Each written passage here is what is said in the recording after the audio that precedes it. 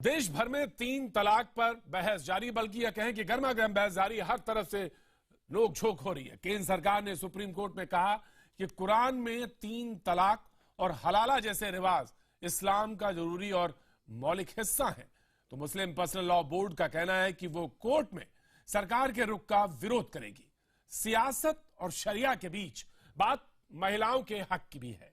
सवाल यह है कि आखिर महिलाओं के हक की बात सुनने से क्यों इंकार कर रही है मुस्लिम संगठन? आखिर वो अपने समाज की महिलाओं के दर्द को क्यों नहीं समझ पा रहे या देख रहे हैं? यही बड़ा सवाल है। पहले देखते हैं ये रिपोर्ट, फिर करेंगे इस पर बड़ी बहस। कि बस बच्चे का खर्चा दे दे, वो आवे ना आवे मुझको कुछ मतलब नहीं है, वो आदमी मुझको नहीं चाहिए। तो उन्होंने झगड़ों में मुझे तलाक तलाक तलाक बोल दिया था और सब लोग, even I was very confused. अभी तो आई एम डैम श्योर कि ऐसी कोई इस्लाम में चीज नहीं। मैं अपनी तरफ से ये कह रही कि उसे उम्र कैद हो जा। मैंने उसका बहुत कुछ करा, उन्होंने मेरे लिए कुछ नहीं करा। देश भर में ऐसी दर्द की कहानियां बिखरी पड़ी हैं। मुस्लिम पर्सनल लॉ बोर्ड कहता है कि हिंदुओं में तलाक ज्यादा होते हैं, मुसलमानों में कम। लेकिन सवाल ये है कि यहाँ मुद्दा क्या है? मुद्दा महिलाओं की बराबरी का है, उनके साथ होने वाली नाइंसाफी का है। जब पूरा देश 3 तलाक पर बहस कर रहा था, तो मुजफ्फरपुर की आसमा अपने पति शाहनवाज के लिए उम्र कैद की दुआएं मांग रही थी। जब मुस्लिम पर्सनल लॉ बोर्ड 3 तलाक के पक्ष में अपने तर्क दे रहा था, तो आसमा अपने बच्चे के भविष्य को लेकर आंसू बहा रही थी। सऊदी अरब में कमाने गए उनके पति शाहनवाज ने फोन पर ही उन्हें तलाक दे दिया। आसमा का आरोप है कि उन्हें बेटी होने के बाद ही पति ने उनका ये हश्र किया। दहेज एक और वजह है। लड़का चाह रहा था उन्होंने, फोन पे हुआ, हेलो करी, मैंने सलाम करा, सलाम के बाद मुझे गाली दी, 2 बार तलाक दी, तीसरी बार आजाद कर दिया। ये कहानी मुजफ्फरनगर जैसे छोटे शहर तक ही सीमित नहीं है। मुंबई जैसे महानगरों का भी यही हाल है। बांद्रा में रहने वाली सबिस्ता शेख के पति अनवर को गांव की ही एक दूसरी लड़की पसंद आ गई। अनवर ने बस 3 बार तलाक कहा और अपने बच्चे के साथ सबिस्ता को जिंदगी से बाहर कर दिया। मारपीट करे थे, मैं उसके बारे में ऐसा बोलती थी ना, टूटे छूटे आके कोई कुकर मार देवे, कुछ क्या मार देवे। और माँ भी यही बोलती थी कि आके उसको ऐसा मार के निकल ही जाएगा कि मैं दूसरी करूँ। मुंबई के बांद्रा में रहने वाली और पेशे से टीचर लुबना की शादी उनके मामा के बेटे वसीम से हुई। लुबना का कहना है कि उन्हें शादी के बाद पता चला कि वसीम पहले से ही शादीशुदा है। शादी के कुछ सालों बाद वसीम को एक और लड़की पसंद आ गई। उसने 3 बार तलाक कहा और लुबना अपने बेटे को लिए पति की जिंदगी से पल भर में ही बेदखल हो गई। मेरे तलाक के पीछे तो पॉलीगमी ही रीजन था कि he want Mary 3rd time, और उस लड़की का डिमांड था कि आप अपनी बीवी बच्चों को लीगली छोड़े, तो then only she can marry him. एक सर्वे के मुताबिक 92% मुस्लिम महिलाएं 3 तलाक का खात्मा चाहती हैं। वो चाहती हैं कोर्ट के जरिए तलाक मामलों का हल हो। सवाल ये है कि क्या मुस्लिम पर्सनल लॉ बोर्ड और तमाम मुस्लिम संगठन अपने समाज की महिलाओं का दर्द समझेंगे? मुंबई से हाजरा बी के साथ ब्यूरो रिपोर्ट। और बड़ी चर्चा के लिए हम आपके साथ हमारे जो मेहमान जुड़ रहे हैं उनसे तारुफ आपका करा देते हैं। All India Muslim women personal law board की अध्यक्ष आहिस्ता अंबर जी हमारे साथ मौजूद हैं। भारतीय मुस्लिम महिला आंदोलन की सह संस्थापक राकिया सोमन साहब हमारे साथ मौजूद हैं। पीड़ित हमारे साथ हैं लुबना चौधरी साहब, जिनके साथ अभी कुछ देर पहले आप उनकी बाइट सुन रहे थे। मुस्लिम राष्ट्रीय मंच के दिल्ली के अध्यक्ष सैयद यासिर जलानी साहब हमारे साथ स्टूडियो में मौजूद हैं। इस्लामिक इत्तेहाद फाउंडेशन के संस्थापक फहीम बेग हमारे साथ मौजूद हैं और मुस्लिम पर्सनल लॉ बोर्ड के सदस्य मुफ्ती एजाज अरशद काजमी साहब हमारे साथ मौजूद हैं। सच तो यह है कि मैं बातचीत के सिलसिले को कहीं से जोड़ूं, उससे पहले मैं लुबना के पास जाना चाहूंगा। हमारे साथ मौजूद हैं, बहुत बहुत शुक्रिया। सवालों को कुरेदना, जख्मों को बार बार पूछना अच्छी बात नहीं है। शायद आपके अब जब आप बोली होंगी स्टोरी में, अब तक आपके आंसू सूखे नहीं होंगे। आप कुछ कहना चाहें उससे पहले मैं बातचीत के सिलसिले को जोड़ूं। लुबना, आपके साथ जो हुआ बेहद नाइंसाफी, इसमें कहने में कहीं कोई गुरेज नहीं, कहीं कोई शक नहीं। लुबना,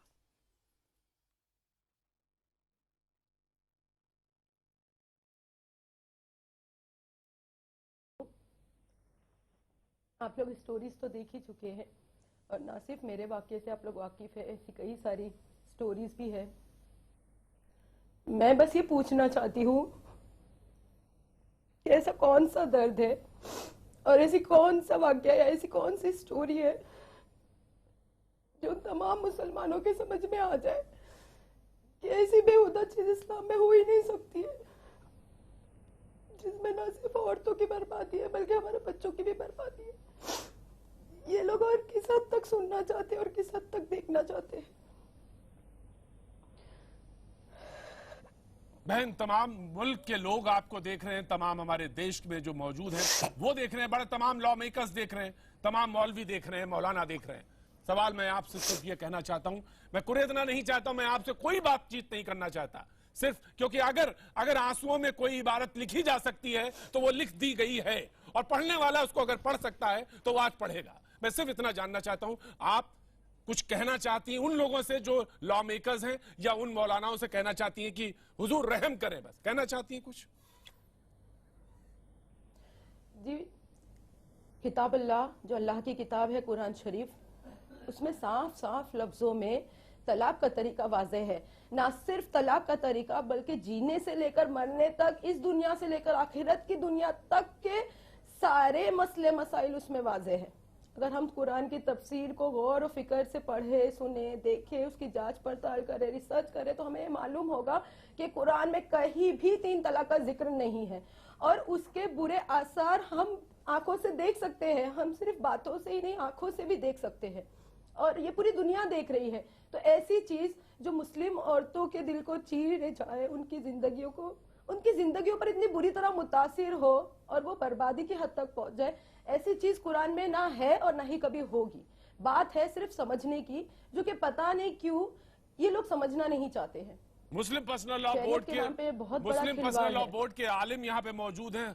हुजूर, मैं जानना चाहता हूँ, जो बात वो ये कह रही हैं उनके समझ में आ रही है, लेकिन मुफ्ती साहब एजाज अरशद काज़मी साहब हमारे साथ मौजूद हैं, वो बात समझ में आखिर क्यों नहीं आ रही? ऐसी कौन सी चीज है, ऐसा कौन सा नुक्ता उसमें लगा है जो शायद समझ में नहीं आ रहा? अरशद साहब, देखिए, सबसे पहले यहाँ पर समझने की बात यह है कि इनका जो वाकया है उसका ताल्लुक डायरेक्ट मुस्लिम पर्सनल लॉ से है, या उसका ताल्लुक डोमेस्टिक वायलेंस से है, या उसका ताल्लुक सोशल एबूजनेस या सोशल एविल्स कह ले, समाजी बुराई से है।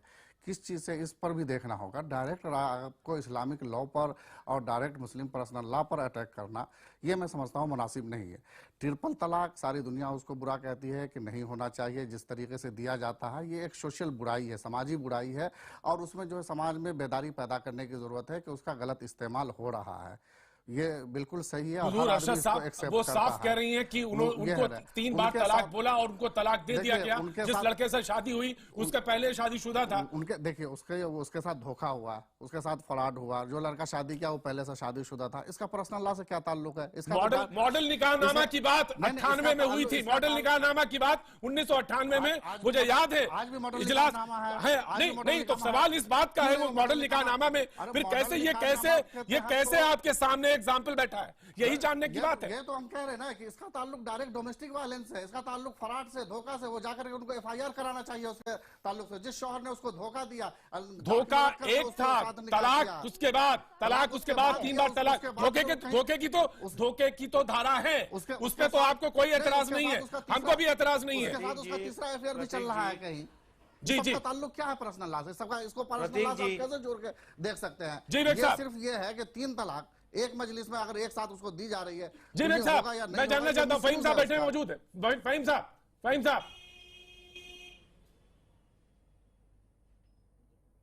जी प्रतीक जी, सबसे पहले जिन बहनों को आपने ऑन कैमरा दिखाया या जिनकी स्टोरीज आपने दिखाई, खासतौर से हमारी लुबना बहन जो बैठी हैं, मैं इनके दर्द में बराबर का शरीक हूं।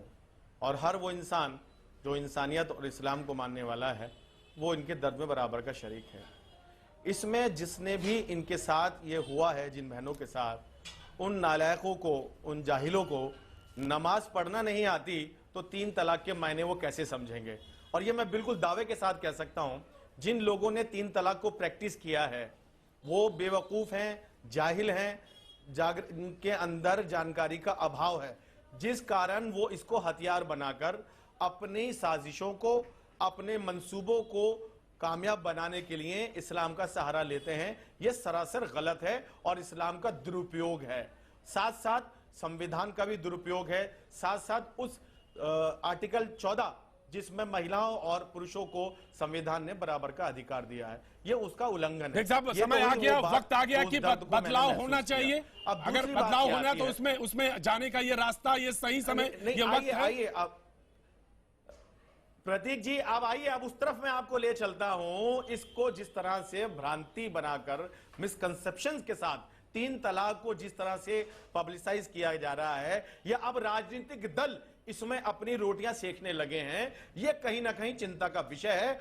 और यह देश को उस धारा की तरफ ले जाने वाली बात है जहां पर आकर विचारों का मतभेद होगा, जहां पर आकर धार्मिक मामलों का मतभेद होगा, जहां पर आकर लगेगा कि हमारे आंतरिक मामलों में रिफॉर्म की जरूरत नहीं, इन्फॉर्म की जरूरत है। यहां पर जानकारी को बढ़ाने का, प्रचार प्रसार को बढ़ाने का, पर्सनल लॉ बोर्ड कहिए ना कि मुस्लिम पर्सनल लॉ बोर्ड के अंदर चेंजेस आने चाहिए, कानून आप कह क्यों नहीं रहे? तमाम को जनता के बीच में लाने। जी मैं अपनी बात रखूं? जी बिल्कुल बिल्कुल, सुना बोर्ड को अपनी शाखाओं को बढ़ाना चाहिए, गली गली मोहल्ले मोहल्ले जाना चाहिए, लोगों को ये बताना चाहिए। तो आप आए ना साथ में, कल से साथ काम करते हैं हम लोग, आपके साथ आइए। और वो इस्लाम के भी मुजरिम है। नहीं, तो आप आइए, साथ काम करते हैं ना, आप फिर चुपचाप पीछे क्यों हट जाते हैं? मैं साथ में हूं और मैं उनको गुनहगार मानता हूं। तो आप अगर गुनहगार मानते हैं तो आइए साथ कहते हैं कि मुस्लिम पर्सनल लॉ बोर्ड को चेंज करना चाहिए। हम उनको अभी इसमें देखिए मैं अपनी बात रख दूं। मैं बिल्कुल रखिए, बात रखिए, मैं वही बात सुनना चाहता हूं। बात रख दूं। देखिए इसके 4 हिस्से, मैं उनसे कहूंगा कि जरा वो मेरी बात को समझ लें। जी बेग साहब बात सुन लेते हैं। जी जिलानी साहब, इस मुद्दे पे अभी 4 हिस्से में मैं आपको एक लाइन में बिंदु समझा देता हूं। देखिए, एक तो लॉ कमीशन ने अभी एक बहुत ही लीगल, बहुत ही जबरदस्त ऑब्जर्वेशन करके एक रायशुमारी के लिए एक इश्तिहार दिया है, ठीक है। दूसरा ये है कि मौजूदा जो सरकार है वो जेंडर इक्वलिटी पे यकीन करती है, वो चाहती है कि जो औरतों पे जुल्म हो रहा है उसका एक कानून बने। तीसरा मसला वो है जो हमारी बहनें, जो पीड़ित परिवार है, जो कोर्ट में गया और कोर्ट में जाते हुए वो अदालत का दरवाजा खटखटाते हुए सुप्रीम कोर्ट तक पहुंचता है। चौथा पॉइंट जो सबसे खतरनाक है वो है मुस्लिम पर्सनल लॉ बोर्ड और उसके मेंबरान। वो कभी नहीं चाहते हैं कि इसमें किसी तरह का भी तरमीम किया जाए, क्योंकि वो नहीं चाहते हैं, वो चाहते हैं कि औरतों को गुलाम बना के रखें, वो औरतों को अपने काम का हिस्सा बना के रखना चाहते हैं। वो ये चाहते हैं कि हिंदुस्तान में किसी तरह का कोई मुसलमान जो युवा पढ़ा लिखा कमान ले रहा है वो उनको नहीं करना चाहते। बिल्कुल मैं आ रहा हूँ। युवा अगर पढ़ के सामने आएगा तो उनसे सवाल करेगा। मैं आ रहा हूँ। शाइस्ता अंबर जी बैठी है, 14 खत्म होगी। शाइस्ता अंबर जी बैठी है हमारे साथ। शाइस्ता, मैंने 1998 में आपसे बात की थी उस मुद्दे पे, लगभग बात वही है, अभी भी वहीं पे मौजूद है। शाइस्ता जी, सवाल इस बात का है कि मुस्लिम पर्सनल लॉ बोर्ड के ऊपर जो सवाल खड़े कर रहे हैं। जी जिलानी साहब, ताज्जुब ये होता है कि ये लड़की जो लुमना है और इस तरह की जो 2-3 औरतें हैं, ये सिर्फ अभी कल ही एक आपकी चैनल से या आज तक के चैनल से बोल रही थी एक मोहतरमा कि तलाक के 1 ही 2 केस होते हैं। मैं कहती हूँ कैंपेन चला ले ना, अखबार में एक बार छपवा दे कि पर्सनल लॉ बोर्ड के ऑफिस में जो भी तलाक से परेशान परिवार और खानदान है वो लड़कियां आ जाए, वो औरतें आ जाए, तो इतने खत और इतनी औरतें आ जाएंगी परेशान हाल कि पर्सनल लॉ बोर्ड को बैठने की जगह नहीं मिलेगी। इन औरतों के दर्द, इन औरतों की जिंदगी जो खतरे में हो गई है, चीर दिया उनकी जिंदगी को, उनके मुस्तकबिल को। इनको 100 कोड़े देने की सजा कौन देगा? जब वो लड़की है वो अपनी जिंदगी बर्बाद कर दिया, उन लोगों ने उनको 100 कोड़े कौन देगा? आपने तलाक का जो तलवार दे दिया उसको जिंदगी से निकाल दिया। अरशद साहब आपको सुन के एक नहीं, मैं वही उसी कुरान शरीफ को वास्ता देता हूं आपको। अरशद साहब, आपसे सवाल पूछना चाहता हूं। एक औरत जब इस तरह से बोलती है तो क्या आपकी रूह पे, आपके उसके ऊपर कोई असर नहीं पड़ता? इस तरह से बात कही जाती है। अरशद साहब देखिए, उसके साथ जो भी हुआ, मैं भी इंसान हूँ। जाहिर है किसी के साथ अगर कोई ज्यादती हो रही है तो उन्होंने सवाल उठाया नहीं, अरशद साहब उन्होंने सवाल उठाया कि अगर दरखास्त दे दी जाए तो पर्सनल लॉ बोर्ड के ऑफिस में, पर्सनल लॉ बोर्ड के ऑफिस में नहीं खड़े हो रहे हैं, लाइन लग जाएगी। पर्सनल लॉ बोर्ड नहीं है। मुफ्ती साहब, क्या आप इस बात को इनकार कर सकते हैं? जी, बिल्कुल आप दीजिए, अच्छा साहब सही दीजिए। अच्छा साहब जवाब दें। हर चीज को मुस्लिम पर्सनल लॉ बोर्ड के ऊपर थोप देना मैं समझता हूँ कि किसी भी तौर पर मुनासिब नहीं। मैं साइंटिफिकली बात करूंगा आपसे, मैं जवाब जानना चाहता हूँ, क्योंकि पैरोकारी आप कर रहे हैं, पैरोकारी आप कर रहे हैं, लिहाजा जवाब आपको देना पड़ेगा। बिल्कुल मैं जवाब दूंगा। जी, मैंने जैसा कि शुरू ही में कहा कि इनके साथ जो कुछ भी हुआ है, गलत हुआ है, उसके खिलाफ कानूनी कार्रवाई होनी चाहिए। जो शाइस्ता जी ने सवाल पूछा है, शाइस्ता जी ने सवाल उठाया, उसी पे आइए अरशद साहब। मैं उसी पर हूँ, उसके साथ में यासिर साहब का भी मुझे जवाब देना है। शाइस्ता जी जो पूछ रही है, वो खुद भी वुमेन पर्सनल लॉ बोर्ड बना करके बैठी हुई है, वो अपने यहाँ क्यों नहीं महिलाओं को बुला रही है? अगर महिलाओं को उन पर एतमाद है तो वो महिलाओं के मसले क्यों नहीं हल कर रही है? वो जो ठेकेदार बनी बैठी है वुमेन पर्सनल लॉ बना करके, क्या है वुमेन पर्सनल लॉ? आप देखिए, आप सवाल नहीं उठाइए, आप आपको जवाब देना। मुस्लिम पर्सनल लॉ बोर्ड के बजाते दारुल कज़ा का निजाम कायम है, जो पर्सनल लॉ बोर्ड के अंदर तमाम खवातीन आती है अपने अपने मसले को लेकर के। ऐसा ही नहीं बल्कि उसके नेटवर्क पूरे मुल्क में फैला हुआ है। दिल्ली के अंदर जो है दर्जनों उसकी शाखाएं। अरशद साहब जवाब, अरशद साहब सवाल पे सवाल नहीं, अरशद साहब सवाल का जवाब, सवाल का जवाब उन्होंने। जी, एक में इनसे सवाल, आपने कहा कि दारुल कज़ा के आपकी शाखाएं हैं। आप मुझे गारंटी के साथ बैठे हुए लोगों से, जो आपके सपोर्टर बैठे हुए, उनसे पूछिए कि किसी भी इलाके के किसी भी जिले में एक शहर काजी का नाम बता दे जो इस तरह के मसलों में अपना मसला हल करता है। किसी को नहीं मालूम। आप एजुकेट नहीं करना चाहते, फतवा जारी करते हैं, फतवा जारी करते हैं कि औरत को शादी के लिए हराम है। जिलानी साहब, समाज में नहीं लाना चाहते, मसले का हल नहीं होगा। ज्यादा आवाज बुलंद करने से मसले का हल नहीं कर रहा। मैं आपसे माजरत के साथ सवाल पूछ रहा हूं। नहीं, दीनी मिजाज देखिए आपने, वो जरूर दारुल कज़ा का काम कोई करेंगे। नहीं, आपके पास कोई ताल्लुक नहीं, इस्लाम से कोई ताल्लुक नहीं। अच्छा मुझे एक सवाल का जवाब दे दिए। देखिए, इन्होंने जो 3-4 पॉइंट उठाए, मैं उसका सिर्फ जवाब सारे लोगों को, मैं सारे लोगों को रोकता हूँ, मैं सारे लोगों को रोकता हूँ। मैं आ रहा बेग साहब, मुझे बेग साहब आ रहा हूँ, मैं जाकिया साहब के पास जाऊंगा, जाकिया जी के पास जाऊंगा, लेकिन मैं आपसे जवाब जानना चाहता हूँ। जी, जवाब दीजिए। 3-4 पॉइंट उठाए, शाइस्ता जी ने उठाए, इन्होंने उठाए। जी, सबसे पहले अभी जो ये मसला 4-5 महीने से गर्म है, आपको याद होगा सायरा बानो ने सबसे पहले जो है, सबसे पहली पिटिशनर है अभी गुज़िश्ता 6 महीनों में। वो सायरा बानो जो एक गांव में रहती है, कभी वो डिस्ट्रिक्ट कोर्ट को भी नहीं देखा, लेकिन एक साजिश के तहत, प्लानिंग के तहत कुछ पॉलिटिकल लोगों ने उसको सुप्रीम कोर्ट तक पहुंचा दिया और उसको हर तरीके से लीगल सहूलत आपको कोई किसी की नियत में खोट। मैं आपसे सवाल पूछता हूं, मैं सवाल पूछता हूं, शायद आपकी जबान लड़खड़ा जाती है, मैं सवाल पूछता हूं, आपको किसी पॉलिटिकल पार्टी की नियत पे शक होता है? आप जवाब दीजिए, जवाब दीजिए ना। उसी जमाने में मैंने कहा था नहीं, मेरे सवाल का सीधा जवाब दीजिए। सीधा जवाब, आपको किसी पॉलिटिकल पार्टी की नियत पे शक होता है? हाँ, बिल्कुल शक होता है। और वो पॉलिटिकल पार्टी अगर वो कहती है कि मैं आपकी महिलाओं के ऊपर उठाना चाहती हूँ, तो आपको शक कहाँ पे? वो पॉलिटिकल पार्टी 3 तलाक की आड़ में यूनिफॉर्म सिविल कोड लाना चाहती है। जी, मैं यही मसला, मैं जाकिया सोमन के पास जाना चाहता हूँ, जाकिया जी के पास जाना चाहता हूँ। मैं आपको रोकना चाहूंगा, मैं गुजारिश करूंगा आपसे, जाकिया जी आपके पास जाना चाहूंगा। जाकिया, मसला यहां तक आ गया। मसला यह है कि कहते हैं कि नियत पर शक है। हम ये एक सवाल रखना चाहते हैं कि अगर महिलाओं के बारे में सुना जा रहा है, अगर उनको ठीक किया जा रहा है, अगर कहीं कोई परेशानी है, तो कहां छेड़छाड़ है, कहां पे आपको नियत पर शक लग रहा है? जाकिया, मैं लुबना की बात पे फिर से आऊंगी। जी बिल्कुल। और लुबना की हिम्मत को मैं दाद देती हूँ कि वो सबके सामने आके अपनी बात बता रही हैं। मैं ये कहना चाहूंगी कि लुबना अकेली नहीं है। लुबना के जैसी बहुत सारी हमारी बहनें हैं जिनका यही हाल है। और मैं लुबना को कहना चाहूंगी कि लुबना आप अकेली नहीं हो, हम आपके साथ हैं। और हम सब साथ मिलके, हम सारी मुस्लिम औरतें, हम साथ मिलके हम इंसाफ लेकर रहेंगे। अब प्रतीक जी, जो यहाँ सबसे बड़ा जो मुद्दा है कि तलाक का उस पर कोई असर ही ना हो, कल ही एक मुस्लिम एंकर मुझसे कह रही थी टीवी पर कि मुझे कोई 3 तलाक दे दे, मुझ पर कोई फर्क नहीं पड़ेगा, इसलिए कि मैं इंपावर्ड हूं, मुझे शौहर के एजुकेट करती है, क्यों नहीं जेंडर इक्वलिटी की एक तरफ आप बात करती है और दूसरी तरफ ये क्यों कहती है जेंडर इक्वलिटी की तो आप नहीं बात करना चाहते। मुझे बताइए 22 मुल्क हैं,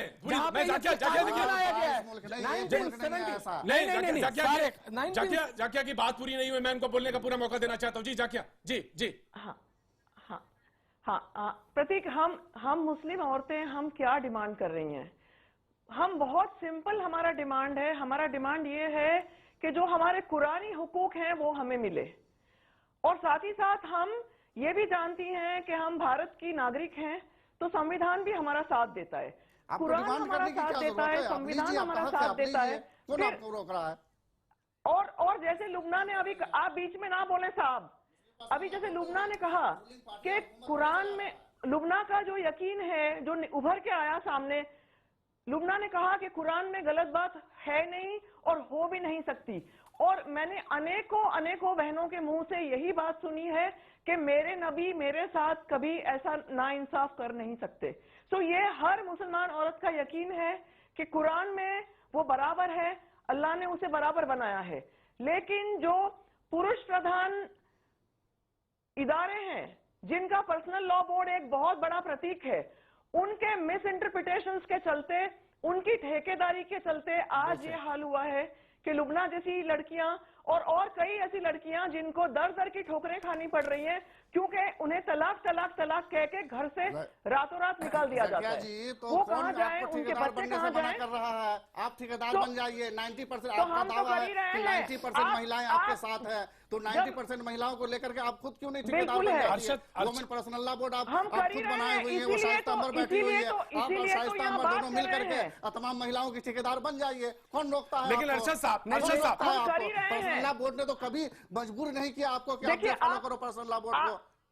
लेकिन अरशद साहब, अगर एक अरशद साहब फतवे जारी आप कर देते हैं, आप जाके एग्जांपल देखिए। नहीं तो कौन लोग, वो आप लोग आपके अपने लोग। अरशद साहब, बहस को एक सही दिशा में ले जाना मेरी जिम्मेदारी है। अरशद साहब, बात दरअसल ये है कि जब 21 मुल्क इस कानून के बारे में सोच सकते हैं या इसके बारे में बात कर सकते हैं, वो भी इस्लामिक कंट्रीज बात कर सकती हैं, तो हम उस पे बारे में क्यों नहीं कर सकते? या हम जो लोग हैं यहाँ पे हिंदुस्तान में जो मुस्लिम हैं, जो इदारे हैं, जो उस पे बात नहीं करना चाहते, क्यों हिचक है? तकरीबन 6 महीने से पहले तो 72 कंट्रीज का नाम आ रहा था, उसके बाद 44 कंट्रीज, अब 21 कंट्रीज आ गए, और अब उसके बाद गिनती के 4 ममालिक। मैं चीख करके चैलेंज करता हूँ नेशनल मीडिया पर कि किसी भी एक कंट्री का वो जो है लीगल डॉक्यूमेंट्री कोई दिखा दे कि जहाँ ट्रिपल तलाक को बैन किया गया हो। सर, हकीकत ऐसी नहीं है, मैंने पूरी रिसर्च की है। सच्चाई वो है जो हमारे देश के अंदर स्पेशल मैरिज एक्ट बना हुआ है, वही special marriage act Pakistan, Bangladesh, हर जगह बना हुआ है। जिस तरीके से हमारे यहाँ अगर कोई कोर्ट मैरिज वहां पे अगर कोई तलाक लेना चाहता है तो वो अपील करता है। हाँ, तो वो अगर वो कोर्ट मैरिज किया हुआ है तो उसको अपील करना पड़ेगा। उसको जाना पड़ता है ना, उसको गवाही के, उसमें गवाह मौजूद होता है, उसके सामने तलाक। ये फोन पे तो नहीं तलाक हो सकता ना, फोन पे तो नहीं तलाक हो सकता ना। तो ये कानून तो हमारे देश में नहीं है। तो हो रहे हैं, वो इसलिए हो रहे हैं। सवाल इस बात के वो हो रहे हैं, कोर्ट में जाना, वो कोर्ट में जाता है। शाइस्ता जी, मैं शाइस्ता जी के बात जाना चाहूंगा। शाइस्ता, सवाल ये है कि जब दूसरे मुल्क में, जो कह रहे हैं कि ऐसा किसी मुल्क में नहीं हो रहा है, जबकि तमाम ऐसे यहाँ पे उदाहरण मौजूद हैं, लेकिन मानने को तैयार नहीं है। शाइस्ता, सवाल ये है कि जब फोन पे तलाक हो रहे हैं तो सिचुएशन जो है कैसे सुधरे, कैसे बने, आगे कैसे बढ़े? शाइस्ता, सीधी बात है कि हम लोगों को ये लोग चाहे जितना दोष दे, चाहे जितना ठेकेदारी का धमका दे, हम लोग अपनी महिलाओं के लिए, अपने देश की मुस्लिम महिलाओं के लिए शरीयत और ईमान को अपने साथ रखते हुए हम अदालत से शरई एतबार से हम अपनी औरतों के लिए इंसाफ मांगेंगे, और हमारा हक है, हम उस हक को लेकर के रहेंगे। ये लोग अपनी जिम्मेदारियों और अपनी लापरवाहियों से एक गुजारिश करूंगा, मैं एक गुजारिश आपसे करता हूँ। आप all India Muslim women personal law board बनाए हुई हैं, इस्लाम में एक कानून ये भी है कि अगर निकाह के वक्त औरत चाहे तो तलाक का राइट अपने पास रख सकती है। सर जरा गौर कीजिएगा मेरी बात पर। मैं इससे जो शाइस्ता जी से पूछता हूँ, इस्लाम में एक कानून ये भी है, शाइस्ता जी मेरी बात गौर से सुनिए, इस्लाम में एक कानून ये भी है कि निकाह के वक्त अगर वुमेन चाहे तो वो तलाक का राइट अपने पास रख सकती है। आप क्यों नहीं पूरे मुल्क में कंपेन शेयर करके महिलाओं के लिए ये उसको बेदार करती है? मेरा सवाल है, कुछ कह रही है, क्या कह रही है कुछ? नहीं शाइस्ता तो मैंने पूछा, मैं पूछा जवाब देंगे। शरिया कानून की बात कर रहे हैं, हम लोग सौदा नहीं करते, हम लोग अपनी जिम्मेदारी ईमानदारी से निभा रहे हैं और अपनी खिदमत को अल्लाह की रजा और अल्लाह की खुशी के लिए एक कदम भी तो आगे बढ़ के दिखा दो। क्या कर रही हो मुस्लिम महिलाओं के लिए? एक कदम भी तो आगे बढ़ के दिखा दो। आपने क्या सिर्फ टीवी चैनलों पर आके चीख करके चिल्ला करके और दूसरे पर इल्जाम तराशी करके यही आपका मुद्दा रह गया है। आप हट जाइए, हम क्यों हटे? आप तो अलग से अपना एक प्लेटफॉर्म बना ही चुकी हो। हमको कहते हो कि दुकानदार दुकान चला रहा है, आपने तो अपनी दुकान एक बना ली हो, तो उस दुकान पर कोई ग्राहक क्यों नहीं पहुंच रहा है? आपकी दुकान पर कोई ग्राहक क्यों नहीं पहुंच रहा है? जी आरोप नहीं लगा सकते। नहीं आप खुद कह रहे थे कि पर्सनल लॉ बोर्ड वाले अपनी दुकान चला रहे हैं, हम लोग दुकान चला रहे, तो आपकी दुकान पर कोई ग्राहक क्यों नहीं पहुंचता? नहीं दुकान नहीं है, दुकान नहीं है। आप जिस तरह से आप जिस तरह से खातून से बात कर रहे हैं, नहीं ये आपको हक नहीं दिया। देखिए अब हम आवाम सुन रहे हैं। नहीं आप कम से कम उस ख्वातीन की इज्जत रखिए और तब आप किसी ख्वातीन को आप इंसान ले पाएंगे।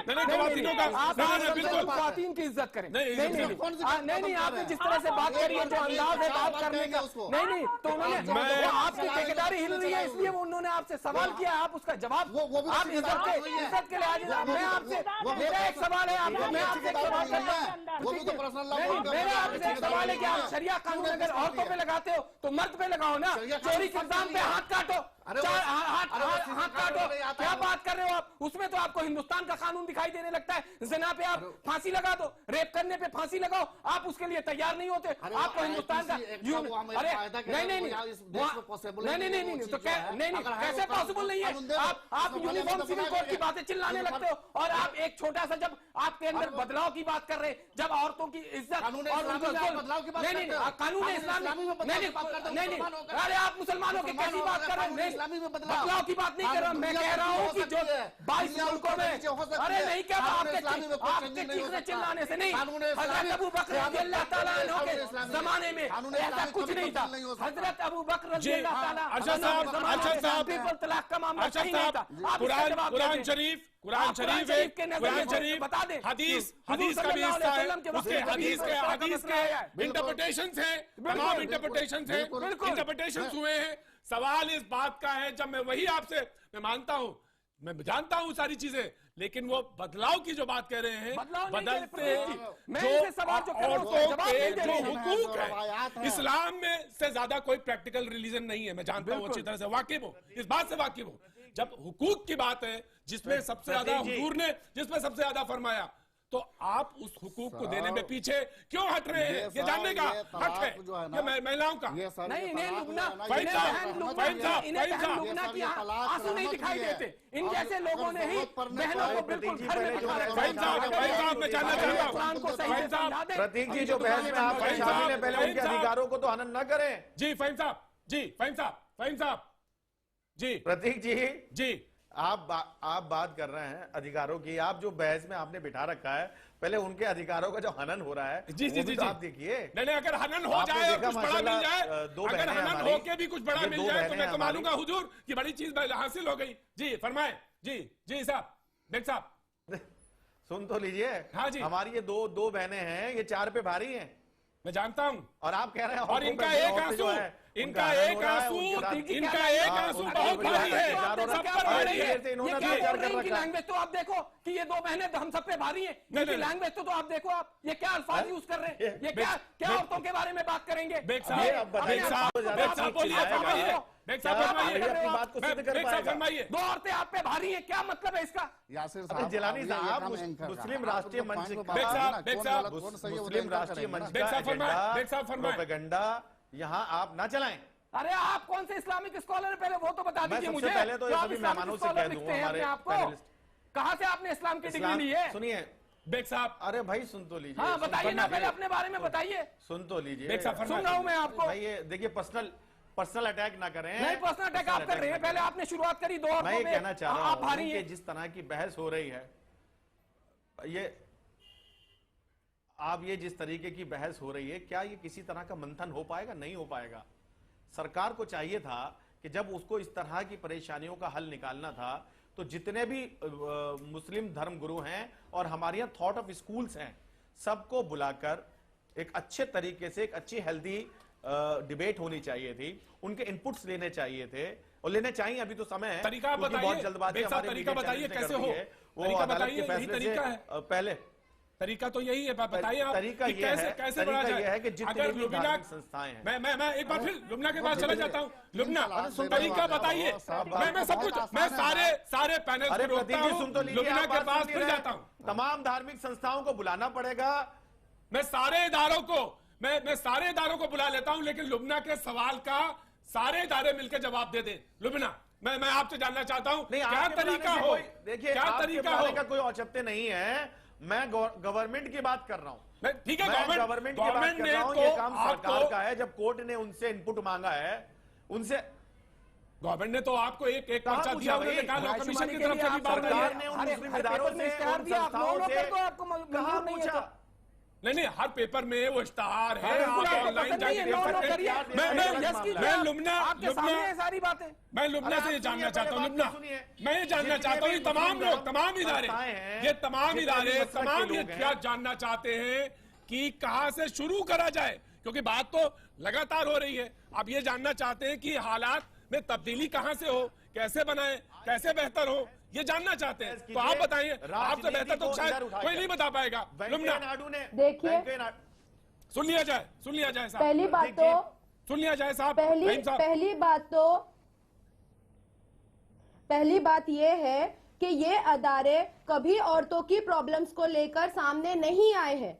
ये लोग खुद चाहते हैं कि भीख का कटोरा लेकर इनके दरवाजे पर जाया जाए और अपनी सारी जिंदगी वहीं गिड़ गिड़ के मर जाए। और ये जो 2 आपाओं पर, हमारी 2 बाजियों पर उंगली उठा रहे हैं, शाइस्ता, ये ज़किया सुमन साहब पर और अंबर साहब पर, तो मैं इन्हें बता देना चाहती हूँ, आज ऐसी ही औरतों की वजह से मेरी जैसी लाखों लुबनाएं जिंदा है, मैं जिंदा हूँ, वरना कब तक हम लोग हराम मौत मर चुके होते थे। और कब बहुत पहले हमारे जनाजे, 8 साल पहले हमारे जनाजे निकल चुके होते थे। और मेरे आंसू मेरे लुबना के आंसू सिर्फ लुबना के नहीं है, ऐसी लाखों मुसलमान औरतों के हैं। आपके पति की जिंदगी में वो औरत आई है, उसने ही आपका घर बर्बाद किया है।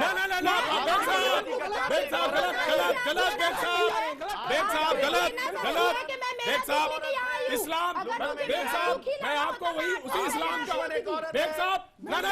इस्लाम, बेग साहब, मैं रोकना चाहूंगा, सबको रोकना चाहूंगा। बेग साहब, मैं आपको उसी इस्लाम का वास्ता देता हूं जिसने इस्लाम में कहा गया, हुजूर ने फरमाया कि अगर आप एक को संतुष्ट नहीं कर रख सकते, खुश नहीं रख सकते और दूसरे के आंख में आंसू आते हैं, तो आप मैरिज नहीं कर सकते।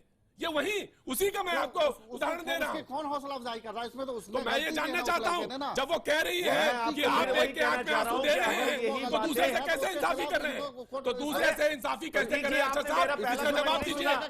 अच्छा साहब, जवाब दीजिए। किया गया कि ऑलरेडी वो शादीशुदा था, फिर उसके बाद इनके साथ रहते हुए उनका तीसरी जगह भी अफेयर चल रहा था। क्या कभी इन्होंने लीगल एक्शन लिया या कभी कोई इस्लामी एक्शन के लिए कभी दारुल क़ज़ा में कायम किया, राब्ता किया? कभी नहीं गई आप। ये तो सारा आप डोमेस्टिक वायलेंस के तहत कर सकती थी। अगर आपको मेरा केस स्टडी करना है, आप खुद मुझसे कांटेक्ट कीजिए।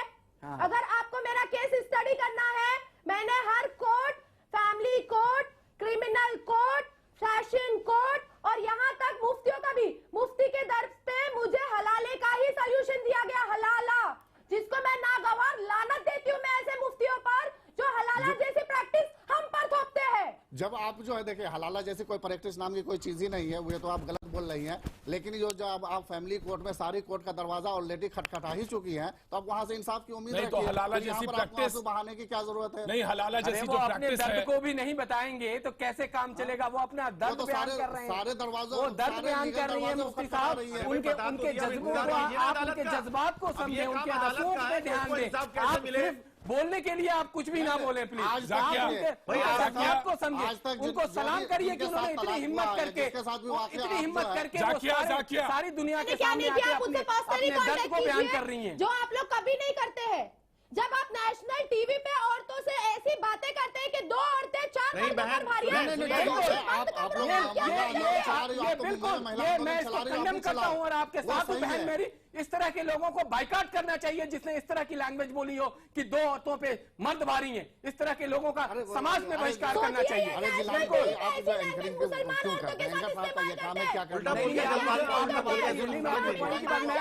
बहन के साथ बात कर रहा हूँ, वो ठीक है, नहीं वो एंकर साहब कह रहे हैं, बिल्कुल बात कर मैं अपने बहन की बात कर रहा हूँ। मुंबई में जाके उनका केस बिल्कुल लड़ूंगा, मैं लड़ूंगा। यहाँ पर जबानी जमा खर्च करने नहीं जमानी नहीं। अरशद साहब उन्होंने कहा कि आप जैसे मुफ्तियों की जरूरत नहीं है।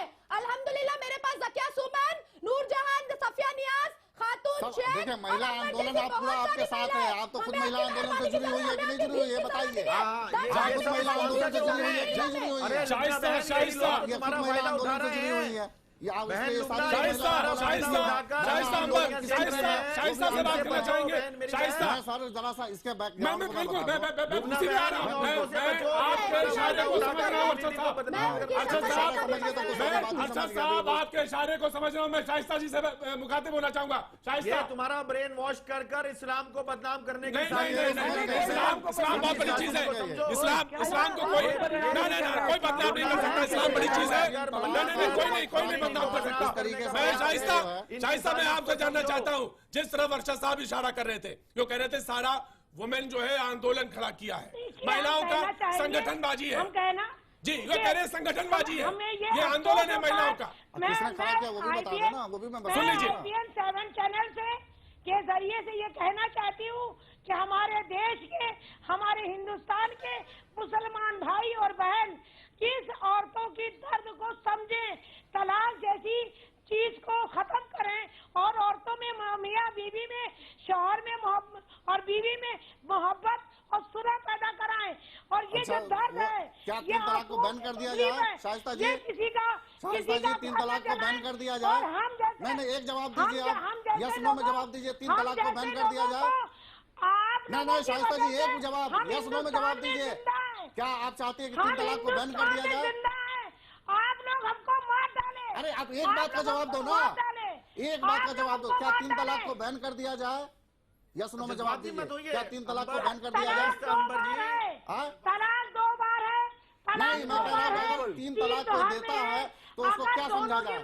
उसको कुछ भी नहीं समझा जाए, बैन कर दिया जाए उसको। जो कुरान शरीफ कहेगा। अरे जो मैं कह रहा हूँ उसका जवाब आप दो ना। 3 तोहर में है। कुरान शरीफ आपने पढ़ा ही नहीं, तो कुरान शरीफ कहाँ से रट करके किसी ने रटा दिया और आ गए। कुरान शरीफ को वो आयत पढ़ के सुनाओ ना जहाँ पर तलाक का जिक्र है। तो ये क्वेश्चन, अरे हम लोगों ने 20 साल कुरान और हदीस में गुजारा है, तब कुरान और हदीस में बात करने का राइट रखते हैं। आपको कुरान का एक चैप्टर याद नहीं है और कुरान जिक्र कर रही है। वो आयत वो वर्ष पढ़ के सुनाओ ना, वो चैप्टर पढ़ के सुनाओ जो तलाक का जिक्र है। फिर मैं मतलब उसका बताता हूँ आपको। आप तालिबानी हैं, आप जसीद हैं, आप तालिबानी हैं। आप औरतों के गाली दीजिए बैठ करके, वो सब ठीक है। आप हम बिल्कुल जो हम पूछ रहे हैं उसका तो आप जवाब नहीं दे रहे हैं।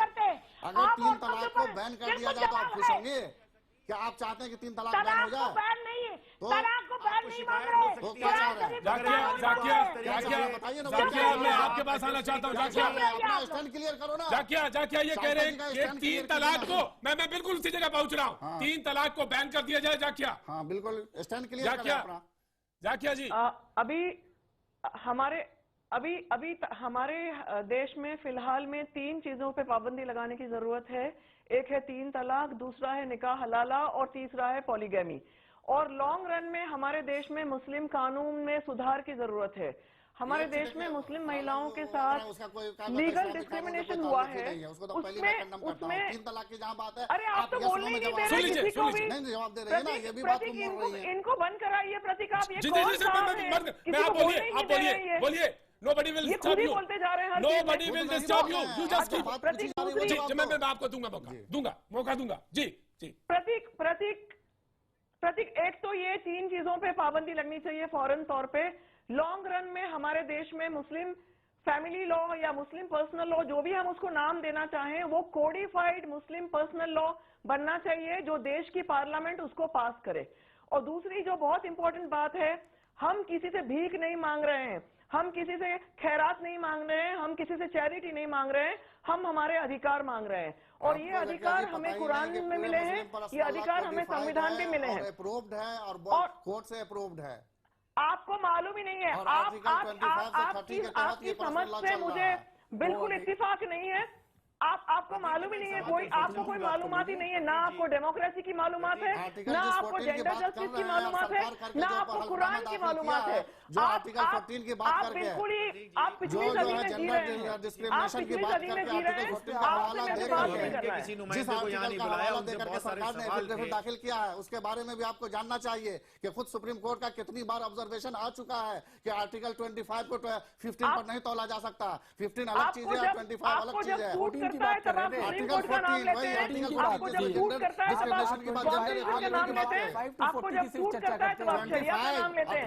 आपको कुछ मालूमात नहीं है, आपका कोई कमिटमेंट नहीं है, दोनों अलग चीज है। आर्टिकल 25 को अपनी बात रखने से आप बीच में ना बोले हर चीज कसौटी पर नहीं। जी फहीम साहब जी, मैं आपसे जानना चाहता हूँ, क्वालिटी की बात कर रहे हैं, 3 तलाक को बैन कर देना चाहिए, वक्त आ गया है। और दूसरी बात पर्सनल जी नहीं बिल्कुल जाकिर अली साहब एकदम कहा कि पर्सनल लॉ दोनों स्टैंड बिल्कुल क्लियर किया स्टैंड उन्होंने। नहीं जाकिर ने बिल्कुल साफ बोला, उन्होंने कहा कि 3 तलाक को बैन कर देना चाहिए। जाकिर ने बिल्कुल साफ बोला, मैंने सुना। यानी 3 तलाक एक तलाक भी नहीं माना जाएगा। 3 तलाक। फहीम साहब मैं जानना चाहता हूं आपसे, फहीम साहब। प्रतीक जी जी प्रतीक जी, सबसे पहले बात यह है, मैं अपनी बात शुरू से शुरू करूंगा कि इस तमाम चीज को लेकर जिस तरह की भ्रांतियां फैलाई गई हैं उसको रोकना चाहिए। बोर्ड को आगे बढ़कर इन कानूनों की वजाहत यानी इसका एलोबरेशन करके आम जनता तक पहुंचाना चाहिए, पहला काम। दूसरा काम, जिस शख्स को नमाज तक पढ़नी नहीं आती वो 3 तलाक के इतने बड़े मायने कैसे समझेगा? और ये वही लोग हैं जो इसको प्रैक्टिस करके औरतों के साथ जुल्म कर रहे हैं, हम उसको कंडम करते हैं। और दूसरी बात, आपने किसी सरकारी नुमाइंदे को यहां नहीं बुलाया, मगर मेरा एक सवाल है, आज सरकार महिलाओं के अधिकारों के लिए इतना बड़ा एक एजेंडा लेकर आई है। मैं जिस जिले में रहता हूं दिल्ली में, 2009 से सरकारी यहां पर योजनाएं महिलाओं के उत्थान के लिए ITI, Kasturba Balika Vidyalaya, women college की हम डिमांड कर रहे हैं, वो तो सरकार के कानों तक जाती नहीं। और इस तरह के मुद्दे लेकर सरकार बड़ा आग बबूला होकर कोर्ट में जाती है। महिलाओं के जो मुद्दे हैं, उनकी जो हिफाजत है, उनकी सुरक्षा, उनका रोजगार, उनकी शिक्षा, उसके मुद्दों को लेकर हम पिछले सालों से लड़ा रहे हैं सरकार से। यकीनन मैं आपकी बात से बिल्कुल सही मानता हूं कि ये बात पूरी होलिस्टिक उस पे अप्रोच होनी चाहिए। सुनी नहीं बिल्कुल, और आप इस तरह की बातें लेकर मैं बात बिल्कुल आपकी दुरुस्त है फहीम साहब, ये बात बिल्कुल दुरुस्त है कि अगर बात करनी है महिलाओं की तो पूरे होलिस्टिक अप्रोच के साथ बात करनी होगी, उनके कॉलेज और स्कूल और तमाम सारी चीजों को देखना होगा। आप सारे लोग हमारे साथ मौजूद हैं, आप सभी लोगों का बहुत बहुत शुक्रिया। लेकिन लुब्ना मेरे साथ बनी रही है क्योंकि तमाम और औरतें हैं जो कि आपसे भी बात करना चाहती हैं, हम उनकी भी आवाज सुनेंगे। तो आप सारे लोगों का शुक्रिया, लेकिन लुब्ना हमारे साथ बनी रहेंगे। वक्त एक छोटे से ब्रेक का।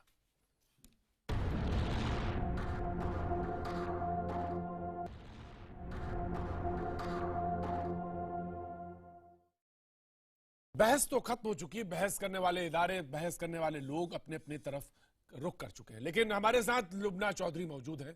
लुब्ना के आंसू भी अभी आंखों में उसी तरह से मौजूद हैं।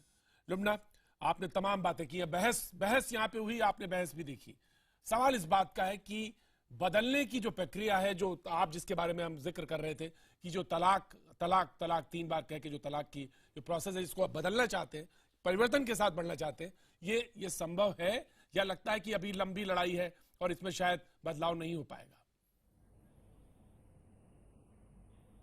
नहीं, अल्लाह पर हमें पूरा भरोसा है। अल्हम्दुलिल्लाह, अल्लाह का फरमान है कि मैं हक के साथ हूँ और हक की ही जीत होगी, और इंशाल्लाह हक की ही जीत होगी, अल्लाह ने चाहा तो। क्योंकि नबी पाक सल्लल्लाहु अलैहि वसल्लम ने बेटी बचाओ आंदोलन शुरू किया था, और उन्हीं बेटियों के साथ आज ये लोग 3 तलाक और पॉलीगमी जैसे प्रथाओं पर अमल करके उन बेटियों के साथ खिलवाड़ कर रहे हैं। और आप जरा सोचिए, नेशनल टीवी पे इन मुफ्तियों और मौलानाओं का रवैया औरतों को लेकर इतना बुरा होता है, ऐसा दर्दनाक होता है, ऐसा भयानक होता है, तो ये क्या हमसे उम्मीद करते हैं कि हम इनके पास जाए और अपने मसले लेकर जाए? ये अगर मुझसे पर्सनली कह रहे चेंज चाहते, क्यों नहीं बदलना चाहते, जबकि उन्हीं के बच्चों, उन्हीं जो बच्चे हैं, उनकी माओ का हक है, उस हक को क्यों नहीं देना चाहते? कहाँ कौन सी चीज है जबकि कोई ऐसी पाबंदी नहीं है? तमाम मुल्क बदल रहे हैं, बदले जी।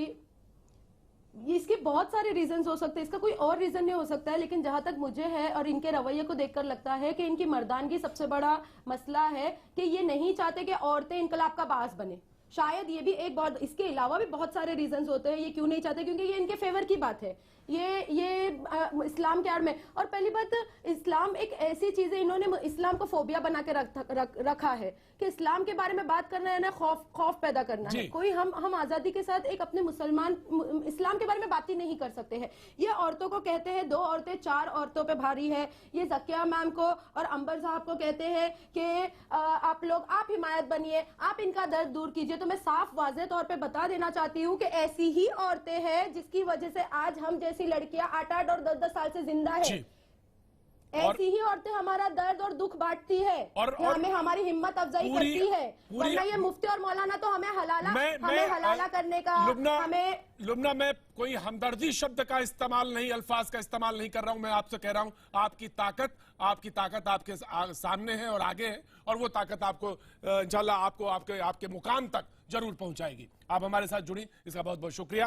लेकिन वक्त एक छोटे से ब्रेक का, ब्रेक के बाद हम फिर हाजिर होते हैं। आप बने रहिए, देखते रहे IBN 7।